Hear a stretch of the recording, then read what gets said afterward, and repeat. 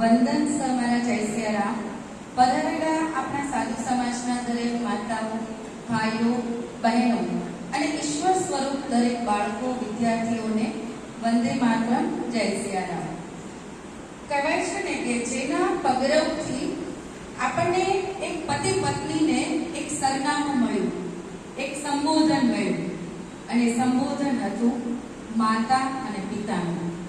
વિશ્વમાં આ સંબોધન આપણે કોઈ આપી શકે સિવાય કે એક આપણું બાળક. એના પગરવથી આપણે સંબોધિત થયા માતા અને પિતા તરીકે. એ બાળક પાપા પગલેથી પપ્પા બોલતા શીખ્યું, પ્લે હાઉસમાં જતા શીખ્યું, પ્રી સ્કૂલ, હાઈસ્કૂલમાં અને કોલેજની ડિગ્રીઓ પણ લેતા થઈ ગયા. શિક્ષણ ક્ષેત્રમાં બાળક સતત પ્રગતિ કરી રહ્યું છે.